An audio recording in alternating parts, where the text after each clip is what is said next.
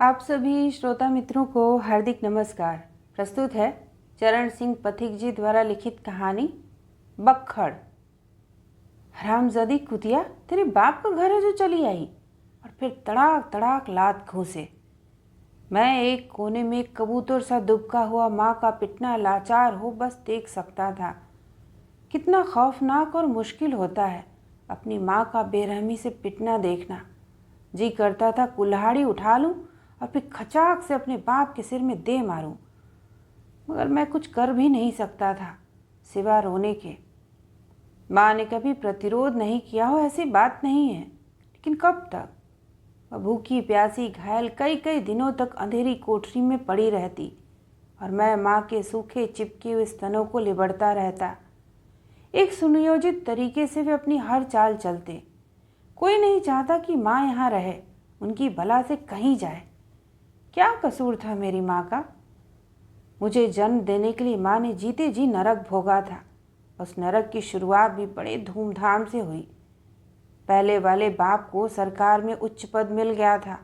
बाप का सीना बाबा का सीना चौड़ा हो गया था। वे चौबीसा के पटेल थे। पटेल का अपना रुतबा था, मान सम्मान था, ऊंचा खानदान था।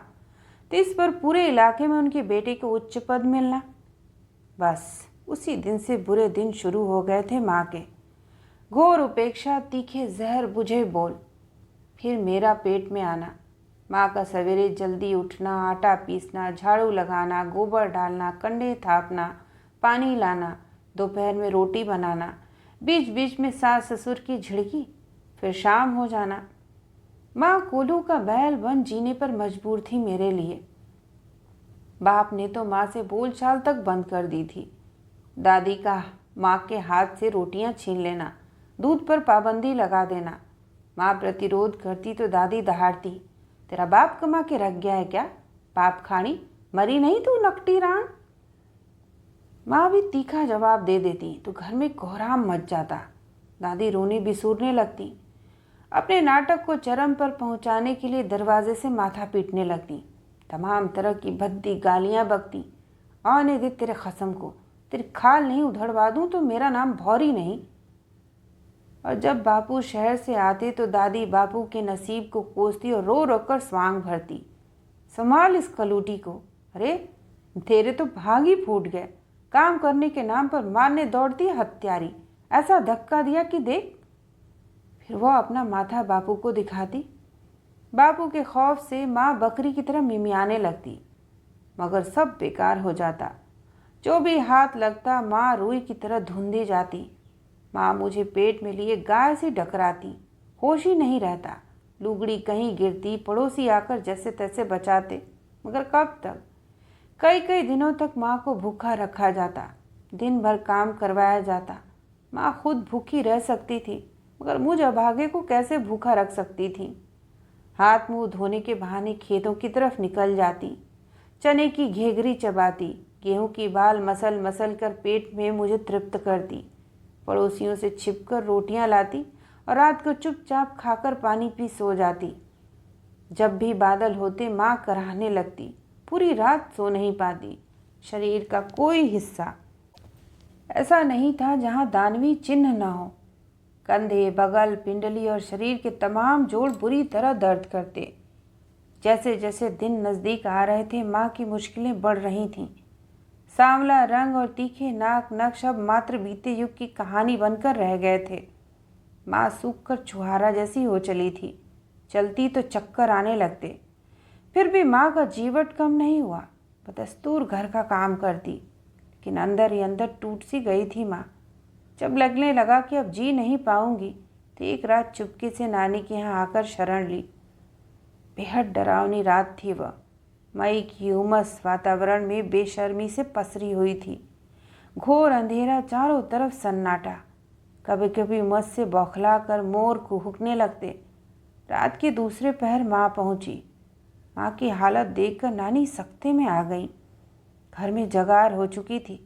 नाना जी लाठी टेकते हुए बाखर में आए। छोटे मामा जी को आवाज़ देकर पूछा, कौन आयो है? भेड़ा आई है। मामा जी ने अवरुद्ध कंठ से बस इतना ही कहा। नाना जी सब कुछ समझ गए। माँ कटे पेट सी चारपाई पर सिकुड़कर लेट गई थीं। आंखों से लगातार दर्द बह रहा था। नानी हौले हौले सिसकियाँ लेती माँ के सिर पर हाथ फेर रही थीं। रात का वक्त, लालटेन की मंद रोशनी। माँ ने अपनी पीठ, पिंडलियों आदि को बतौर सबूत नानी को दिखाया। नाना जी हल्की आह भरकर बैठक में जा चुके थे। नींद कोसों दूर थी। सुबह का वातावरण बोझिल था। उजाले में माँ की हालत देखकर नानी ने बाबा, दादी और बापू की 7 पुश्तों की खबर ले डाली। राम करे तो कीड़े पड़ेंगे निपूतों को। कह भी बेशरम, मर्द होकर बैयर पे मर्दानगी दिखावे, ना मर्द कहीं का। नानी जब शांत होती तो माँ की पिंडलियों पर पड़े नीले निशानों को सहलाने लगती। माँ एक अनगढ़ पीड़ा से करा उठती। लेकिन बाप के घर बेटी कब तक धिकेगी? अगर बाल बच्चा यही हो गया तो? दिन बीतते बीतते ऐसे सवाल भी नानी के जहन में दस्तक देने लगे थे। खानदान की नाक कट जाएगी अगर बाल बच्चा हो गया संतों को। नानी ने एक दिन यही प्रश्न नाना जी के सामने रखा। तो फिर? नाना जी ने हताश होकर बमुश्किल शब्दों को बाहर निकाला। तो फिर क्या? तुम जाओ जी, समधी से जैसे तैसे हो संतों को रखने की कहो। अगर यहाँ कुछ हो गया तो जात बिरादरी में क्या मुंह दिखाएंगे? जगरोटी इलाके की भूटैल धरती के बाशिंदे, गुजर मीणों की अपनी परंपराओं में पली बड़ी मजबूर नानी आखिर कहती भी क्या? और एक दिन नाना जी बाबा के पास गए। मैं जानता हूँ नाना जी ने हाथ जोड़े होंगे, अपनी पगड़ी बाबा के पैरों में डालकर बेटी को अपनाने की भीख मांगी होगी। जात बिरादरी लोक लाज ऊंचे खानदान का वास्ता दिया होगा, वरना बाबा सहज में हाँ करने वाले नहीं थे। बाबा का व्यक्तित्व तो रोबीला था। नाना जी कहते हैं उनका खानदान 7 पीढ़ियों का खानदानी और हमारा 5 पीढ़ियों का। बाबा चौबीसा के पटेल हैं। जात बिरादरी और अन्य जातियों की पंचायत में उनको आदर से बुलाया जाता था। ऊंचा कद, चौड़ा माथा, नुकीली मूछें और सुतवा नाक, बड़ी बड़ी आंखें जिनमें अब भी जमींदार मीणों के सामंती अवशेष बचे हुए थे। जब पंचायत में बोलते तो सन्नाटा छा जाता। पूरे 250 बीघा के जोता जो ठहरे, चमार, कोली, जोगी आदि बाबा के यहाँ बारी बारी से हाली लगते। गोपाल डोम का 5 बीघा का आम वाला खेत बाबा ने जिस तरीके से हड़पा सभी को मालूम है। सिर्फ 5,000 रुपये कर्ज देकर खेत की आंट लिखवा ली थी और फिर सूद भर सूद। बेचारा गोपाल डोम अब घर घर ढोलक बजाकर दाने मांगता फिरता है। नाना जी ने अपने 5 पीढ़ियों वाले खानदान की दुहाई देकर माँ को तैयार किया और सग्गर जोड़कर एक दिन माँ को पहुँचा दिया उसी नरक में। सड़ी गली परंपराओं का वास्ता देकर एक नरक और भोगने के लिए। नानी को विश्वास था माँ अब शायद ही बचे। अच्छा है, स्वर्ग मिलेगा धनी के दरवाजे मरने पर। नानी मन ही मन आश्वस्त होती हैं। रूढ़ियों में जकड़ी नानी करती भी क्या? मेरा जन्म और बापू का शहर में किसी पढ़ी लिखी सुंदर औरत को मेरी दूसरी माँ बनाकर लाना, सब पता नहीं एक ही दिन कैसे हो गया। संयोग भी हो सकता है। बापू ने किसी से कुछ भी नहीं कहा। बाबा और दादी तो चाहते भी यही थे। दादी बहू को देखकर बहुत खुश थी। बड़ा घर, बड़ी बातें। सभी जात बिरादरी वाले फुसफुस करने के अलावा कुछ नहीं कर सके। उन दिन बड़ा भोज रखा गया था। बाद में सुना कि कोर्ट में शादी की है। माँ ने सुना तो एकाएक कह उठी, हे भगवान, अब तो समेट लो मुझे, और कितना भुगत आएगा। आस पड़ोस डर के मारे माँ से बात नहीं करते। अगर कभी किसी को दादी देख लेती तो फिर माँ की खैर थी न उस औरत की जो माँ से बात कर रही होती। माँ हमेशा अंधेरी कोठरी में पड़ी रहती। नानकी ताई माँ से बेहद लगाव रखती थी। वही प्रसव के समय रहीं। नानकी ताई बरसों से इस घर के काम करती आ रही थी, लेकिन जब से माँ ने इस घर में कदम रखा है दादी ने उसकी भी छुट्टी कर दी थी। लेकिन नानकी ताई दादी की नस नस से परिचित थी। वह उसे जमकर टक्कर लेती। दादी तो चाहती थी कि माँ इस अंधेरी कोठरी में प्रसव के समय तड़प तड़प कर अपनी जान दे दे, मगर नानकी ताई सतर्क थी। वो वक्त रहते हाजिर हो गई थी। दादी के लाख मना करने के बावजूद भी नानकी ताई ने दाई का दायित्व पूरी सतर्कता और ईमानदारी से पूरा किया। मेरे पैदा होने की खुशी माँ केवल नानकी ताई के साथ ही बांट सकी थी। दादी, बाबा और बापू को तो कोई सरोकार ही नहीं था।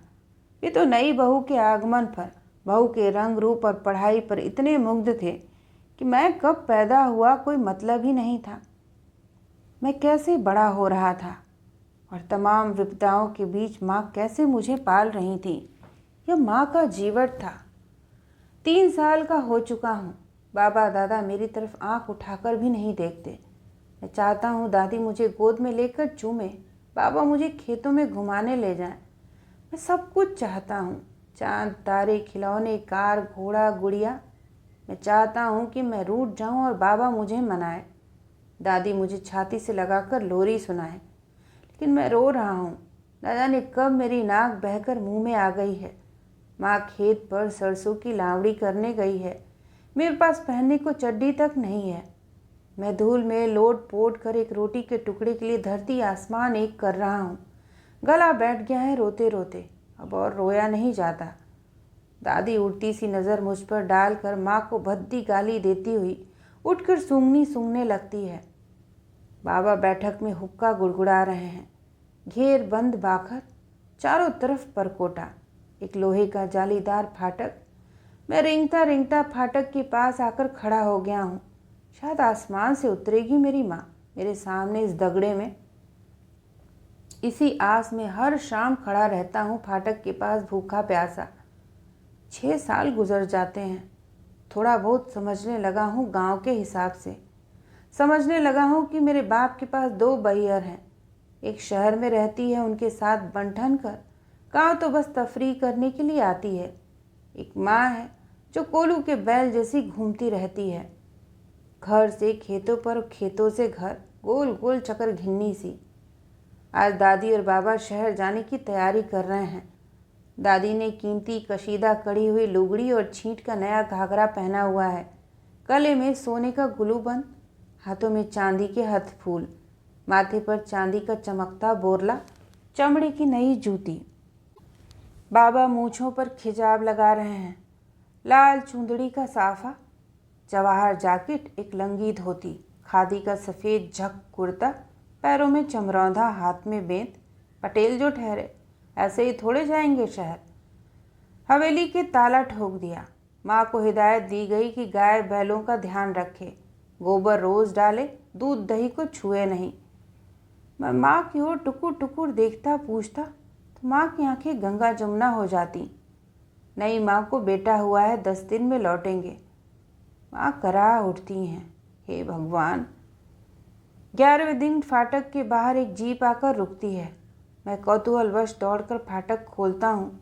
जीप से पहले दादी उतरती हैं, गोद में खरगोशता लिए हुए। मुझे देखते ही दुत्कार देती हैं, दूर दूर हट गैबी का। और मैं सहम कर एक और हो जाता हूँ। दादी के मुंह से एक निहायत ही गंदी गाली निकलती है। मैया की आ गया जीप देखने। मैं रुआंसा हो जाता हूँ। एक नज़र नई माँ पर डालता हूँ, शायद कुछ लाई हो शहर से मेरे लिए। एक नज़र बापू और बाबा पर, मगर झिड़कियों के अलावा कुछ नहीं मिलता। हवेली के दाईं तरफ 2 गह की पटोर थी, उसी में डाल रखा था हमको। एक दिन मैं नन्हे को देखने का लोभ संवरण नहीं कर सका। डरते डरते हवेली के ऊपर जा पहुंचा। जाड़े के दिन थे। नई माँ, दादी, बापू हवेली के ऊपर बैठे हुए नन्हे को लेकर भविष्य की योजना बना रहे थे शायद। मुझे देखते ही दादी फट पड़ी, चल नीचे उतर नकटी रांड के। मैं जड़ सीढ़ियों के पास खड़ा रह गया। दादी को गुस्सा आ गया। उसने अपना भारी भरकम शरीर समेटा और भनभनाती मेरी ओर लपकी। एक जोरदार धक्का लगा। मैं संभल पाता इससे पहले ही कदम डगमगाया और लुढ़कता हुआ नीचे चौक में। एक भयानक चीख वातावरण में उछली। माँ ने फौरन चीख को लपका। हकबकाती चौक में आई। मैं बेहोश था। दाएं हाथ की हड्डी चटक गई थी। माँ रोती रोती मुझे उठाकर बाहर ले गई। पाटौर में चारपाई पर मुझे लिटाया गया। शोर सुनकर बाबा आए। बोले, जो हुआ सो हुआ, बाहर मत जाना, किसी से कहने सुनने की ज़रूरत नहीं है। मैं अब भी बेहोश था। माँ ने उस दिन पता नहीं कहाँ से साहस जुटाया होगा। माँ का धैर्य चुक चुका था। माँ अब दबने वाली नहीं थी। उसने दादी की 7 पीढ़ियों की जब खबर लेनी शुरू की तो दादी आग बबूला हो गई। बापू की मात्र भक्ति प्रचंड हो उठी। इसकी इतनी मजाल, निकल अभी मादर की कौड़ी की औरत, और न जाने क्या क्या। मुझे धीरे धीरे होश आ रहा है। मैं देख रहा हूँ माँ पर लात घूंसों की अनवरत मार पड़ रही है। कपड़े अस्त व्यस्त हैं। मैं चारपाई के एक कोने में डर से दुबका सुबक रहा हूँ। कोई आए और बचा ले मेरी माँ को। जी करता है कुल्हाड़ी उठाऊं और खचाक, और फिर हम दोनों माँ बेटा होश नहीं, कब बेहोश इस तरह पाटौर में पड़े रहे। शाम हो चुकी थी शायद। माँ ने अब काम करना बिल्कुल बंद कर दिया था। अब न तो माँ खेतों पर जाती, न ही घास लाती, न ही गोबर डालती। एक फैसला कर चुकी थी माँ, मैं क्यों खटूं, मैं क्यों चराऊं भैंसों को, क्यों गोबर डालूं। बांदी थोड़ी हूँ, 7 फेरे खाए हैं। काम करे मेरा मुट्ठा, जिसको जो करना है कर ले।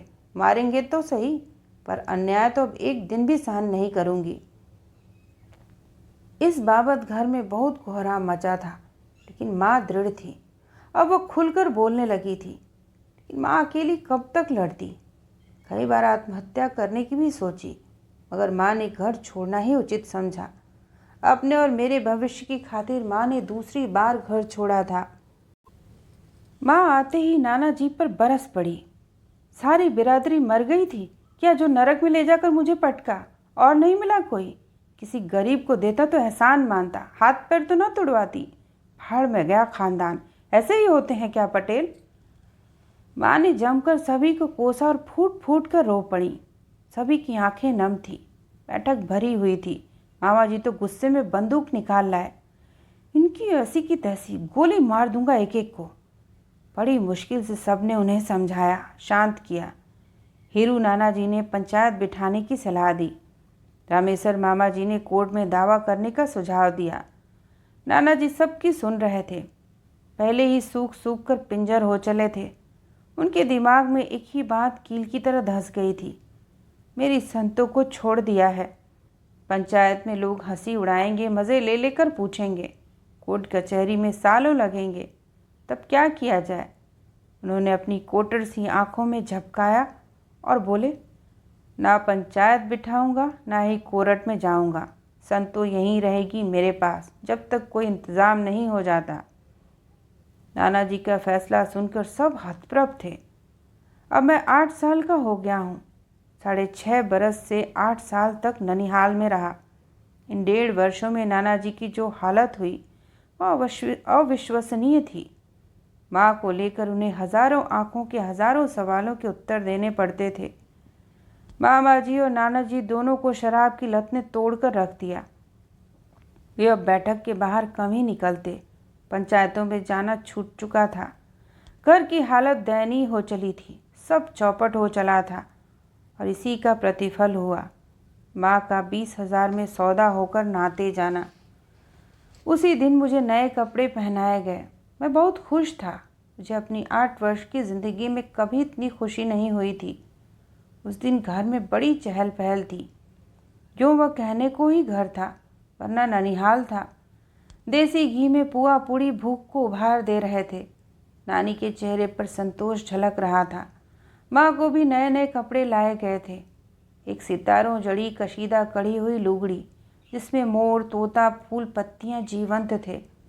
नई अंगिया, नया सलूका, नया छीट का घेरदार घाघरा, कई गहने, हथ फूल, गुलूबंद, बोरला, कड़कती, कडुल्या, सींक, सारा का सारा जेवर चांदी सोने का था। नाना जी बेटी को ठिकाने से लगाने के बाद मेहमानों के साथ बैठक में कई आदमियों के साथ मज़े से हुक्का गुड़गुड़ा रहे थे।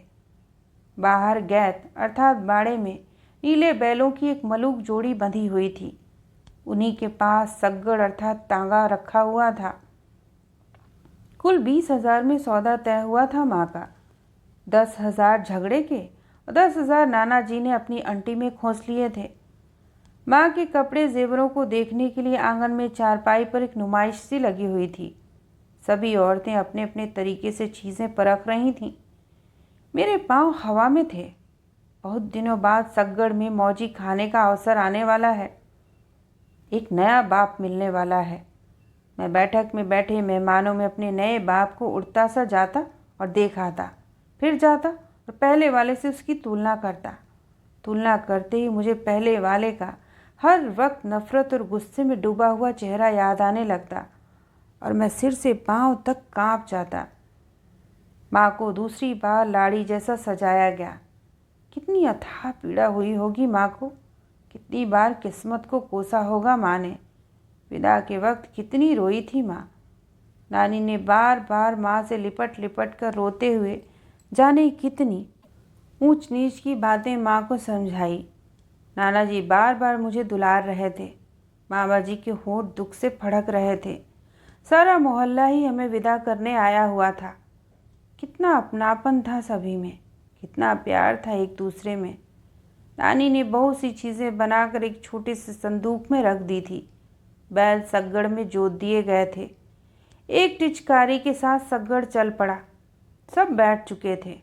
धीरे धीरे ननिहाल पीछे छूटता जा रहा था। सग्गड़ में मेरे पास बैठी माँ लगातार रोए जा रही थी। नया घर, नया गांव, नया माहौल, नया बाप, नया बाबा। दादी नहीं थी। सब कुछ नया ही नया, हम भी नए। नए घर में जोरदार स्वागत हुआ। लगभग सारा गांव ही महीनों तक मुझे और माँ को देखने उमड़ा रहा। गांव की थाई अर्थात चौपाल और कऊ अर्थात अलाव, गलियों मोहल्लों, यहाँ तक कि हर घर में चूल्हे पर कई महीनों तक एक ही कथा रही। हजारी मीणा नई भौटियाँ लायो है। संग है एक 8-9 साल को छोरा भी, जिसका एक हाथ टेढ़ा है। मैं नए घर का राजकुमार था, माँ महारानी। मैं अब मूला मीणा वल्द हजारी मीणा हो चुका था। माँ ने बाकायदा घर संभाल लिया था। अब जाकर माँ को चैन मिला था। पार सुख मुझे भी, जो मांगे फौरन हाजिर। मैं रूठ जाता तो गजब हो जाता। गांव भर में दद्दू के साथ घूमता फिरता। स्कूल के नाम से ही बिदकता। पढ़ने का खास चाव नहीं था। पिछली तमाम यातना और पीड़ा से लबरेज स्मृतियों को पोंछकर माँ ने अपने आप से गुप्त समझौता कर लिया था। भूल गई थी सब कुछ। अपना अतीत दफन कर चुकी थी माँ और एक नए भविष्य की बुनियाद रख रही थी। नई जिंदगी के साथ, नई उमंग के साथ जिंदगी को भरपूर जीने की चाह फिर से जाग उठी थी। वक्त का घोड़ा दिन, महीने, सालों को रौंदता हुआ दौड़ रहा था। 17-18 वर्ष का रहा होऊंगा। दद्दू के साथ खेतों पर काम करता। एक हाली भी लगा रखा था, गणेशी चमार। काफ़ी ज़मीन है। माँ घर को संभालती। मुझसे छोटे राम सहाय और हर सहाय को दद्दू ने पढ़ने बिठा दिया। दोनों शहर में रहकर पढ़ते हैं। मेरा काम भैंसों को चराना था। गांव का विशाल चरागाह, जिसमें सभी की भैंसें चरती। चराने वाले सभी किशोर। चौमासे में रिमझिम बूंदों में भीगते हुए लंबी कूद कूदते, दकना अर्थात ऊंची कूद कूदते, जोर अर्थात कुश्ती करते। मेरे साथ ही सुखराम पटेल का बद्री, भोंदू का खिलाड़ी, जगन का जौहरी और मलुआ का रमजू सभी खेलते कूदते भैंसे चराया करते। मैं और बद्री एक दिन जोर कर रहे थे। मैंने धोबी पाट लगाया तो बद्री बच गया, लेकिन जब एकलंगा मारा तो सीधा चित लाया। सुखराम पटेल न जाने कब आकर खड़ा हो गया था। पूरे गांव का पटेल था। उसके बेटे को मैं पटक दूं? राम राम। वह अपने बेटे बद्री पर बरस पड़ा। हरामजादे, मूला से हार गया, एक बक्खड़ से। न जाने किसका मुंह था ये, और तू उसी से मात खा गया। डूब मर मादर जात। अकथू। मुझे जैसे हजारों विषधरों ने डस लिया हो। मैं संज्ञा शून्य हो चुका था। मुझे पहली बार लगा मैं आदमी होने के अलावा भी कुछ हूँ। बक्खड़, बक्खड़, मैं बक्खड़ हूँ। मूला मीणा वल्द हजारी मीणा। मेरे बाप का नाम हजारी है। गांव का माना हुआ आदमी है। 5 आदमियों में उठता बैठता है। मैं चीखा, कौन? किसका मुंह है सुखराम पटेल? बक्खड़ होगा तू, तेरा बाप। ठहर तो सही। और एक जोरदार लाठी मैंने सुखराम पटेल की पीठ में दे मारी। कितना कोहराम मचा था उस दिन। जिसने भी सुना सन्न रह गया। पल भर में क्या से क्या हो गया। मैं होश खो बैठा। दद्दू ने सुना तो दौड़े चले आए। माँ भागी भागी आए और कसूरवार सी मुझे झिझोड़ने लगी। कुछ भी हो सकता था। मेरी आँखों में तैरती सवालों से माँ सहम गई थीं। सुखराम पटेल के कुटुंबी लाठियां लेकर आ चुके थे। दद्दू के साथ बाबा, चाचा, ताऊ तथा अन्य सभी के हाथों में लाठियां कसी हुई थीं। गांव के तकरीबन सभी स्त्री पुरुष बच्चे चरागार की ओर लपके जा रहे थे। सुखराम पटेल की पिटाई कोई खेल है क्या? नहीं नहीं, झूठ होगा, किसी को विश्वास नहीं। सभी घटना स्थल की ओर जा रहे थे। सुखराम पटेल अब भी बेहोश था। उसके सभी कुटुंबी उसे होश में लाने में तल्लीन। एक बार होश में आ जाए बस, फिर देखेंगे मुझे। लेकिन फिर दोबारा देखना नहीं हुआ। बीच बचाव हुआ, राजीनामा हुआ। सभी को ताज्जुब था, जो होना था क्यों नहीं हुआ, किसी का सिर क्यों नहीं फूटा। गांव के लोग अपने अपने तरीके से बात को घुमाते। बहुत से भाइयों को तो लड़ाई का मज़ा ही नहीं आया था। उनके अनुसार जमकर लाठियां चलती, फिर थाना कचहरी हो तब लड़ाई का मज़ा, वरना सब बेकार। पटेल हमसे बदला लेगा ऐसा सभी सोच रहे थे। सुखराम पटेल ने फिर जिस प्रकार का बदला लिया, उससे ज़िंदगी की राहें ही बदल गईं। संभवतः उस दिन ज़्यादा से ज़्यादा होता तो किसी के हाथ पैर में चोट लगती, कुछ घाव आते तो वक्त के साथ भर जाते। लेकिन यह एक ऐसा घाव था जो मरते दम तक नहीं भरेगा। मेरी शादी दद्दू के लिए सिरदर्द से कम नहीं थी, इज्जत का सवाल था। दद्दू के पास बहुत ज़मीन थी, काफ़ी पैसा था, गांव में अच्छा रुतबा था, 5 आदमियों में शुमार था दद्दू का। लेकिन बक्खड़ को कौन ब्याहेगा अपनी बेटी? माँ इस चिंता में घुलने लगी। मेरा मूला क्या कुंवारा रह जाएगा? जो भी नाते रिश्तेदार आता उससे बस यही जिक्र करती। माँ की चिंता में अतीत टीसने लगा।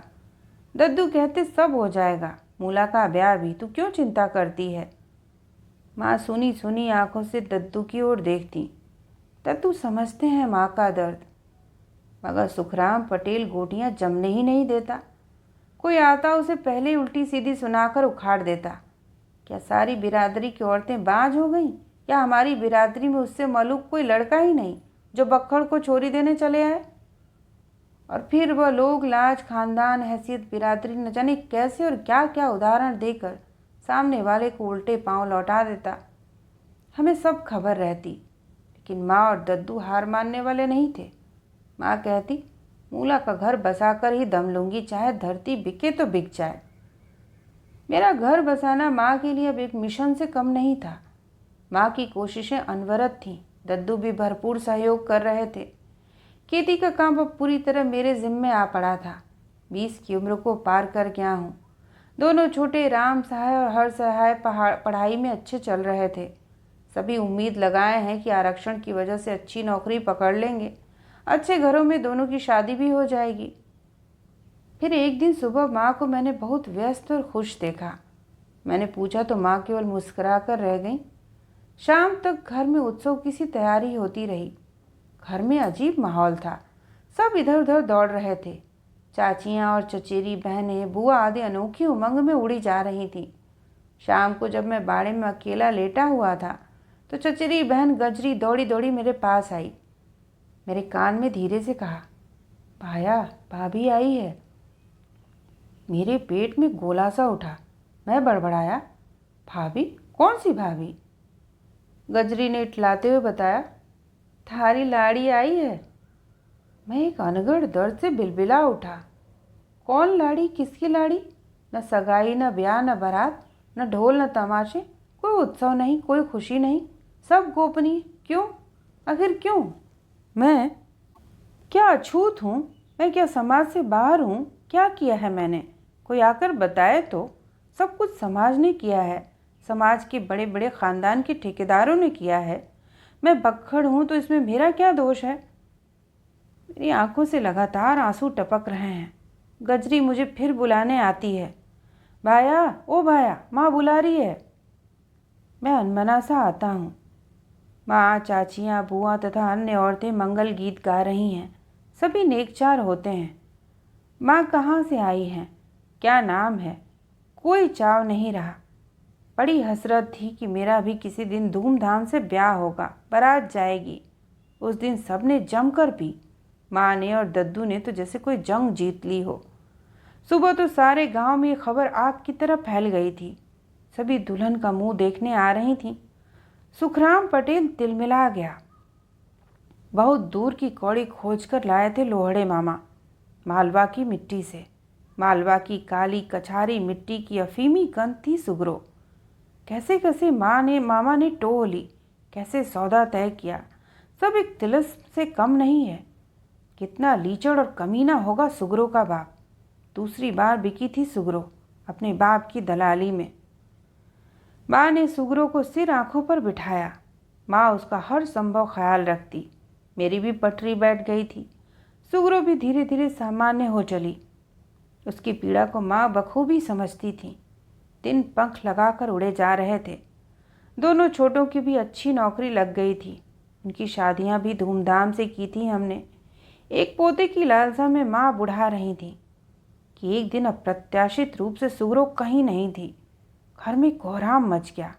दुनिया छान मारी मगर सुगरो नहीं मिली। ज्यों ज्यों दिन गुजर रहे थे माँ छींचती जा रही थी। मैं रेशा रेशा होकर बिखर रहा था। दद्दू तथा लोहड़े मामा ने मालवा तक खोज खबर ली। सब प्रयास बेकार जा रहे थे। सुखराम पटेल सीना तान अकड़ अकड़ कर चलता। मुझे देख कर अजीब तरीके से खांसता और पिच से थूक देता। मैं राख हो चला था। पक्खड़ होने का अभिशाप भोग रहा था। बेटे की बहू भागने की पीड़ा दद्दू और माँ को कमज़ोर किए दे रही थी। लोहड़े मामा ने फिर दूर की खोज की। सुनकर सब दंग रह गए थे। सुगरो को सुखराम पटेल और उसके आदमियों ने ऐसी जगह पहुंचा दिया था जहां से कोई लौट कर नहीं आता। एक बार फिर कोहराम मचा। तनातनी हुई मगर अब हो भी क्या सकता था। माँ ने उसी दिन चारपाई पकड़ ली थी। न जाने क्यों अब इस 70 साल की उम्र में सब कुछ याद आ रहा है। मेरे जन्म से पहले माँ द्वारा बताई गई सब बातें और बाद का बचपन जवानी सब थोड़े सा रह रहकर टीसने लगा। सुगरो की अफीमी गंध रातों में अब भी मेरे आसपास प्रेतनी सी डोलती है। वो 60-70 वर्ष पहले का गांव याद आता है। कितना प्रेम सहयोग था। माँ और दद्दू कभी के चले गए। बहुत याद आती है माँ। चारपाई पर अब ढंग से लेटा भी नहीं जाता, बस पड़ा रहता हूँ। एक गिलास पानी के लिए किसी को 10 बार पुकारना पड़ता है। वो गांव के चौड़े दगड़े अब पगडंडियों में बदल गए हैं। ज़मीन के एक एक कूड़ के लिए महाभारत होने लगे हैं। घर घर टीवी लग चुके हैं। आए दिन लूट हत्या अपहरण की घटनाएं। गांव गंधाने लगा है अब। माँ की एक एक बात याद आती है। दद्दू चाचा सब न जाने क्यों बार बार याद आते हैं। भाई तथा उनके सभी बच्चे गांव छोड़ चुके हैं। शहर में कोठियाँ बना ली हैं। मैं इस टूटे छप्पर में एक गिलास पानी के लिए आवाज़ लगा रहा हूँ। हाथ पांव लाचार हैं। सब दुआ करते हैं कि इस दुनिया से मुक्त हो जाऊं। मैं भी यही दुआ करता हूँ सुबह शाम। अब तो लोग मेरा नाम भूल चुके हैं शायद। मुझे याद ही नहीं कि मेरा नाम क्या है। लोग मुझे बक्खड़ कहते हैं। बक्खड़ बक्खड़ सुनते सुनते 70 साल हो गए हैं। नसें चटकने लगती हैं, मुट्ठियाँ कस जाती हूँ। मैं पागल कुत्तों सा भौंक उठता हूँ। मैया री। तो यह थी चरण सिंह पथिक जी द्वारा लिखित कहानी। सुनने के लिए आप सभी का धन्यवाद।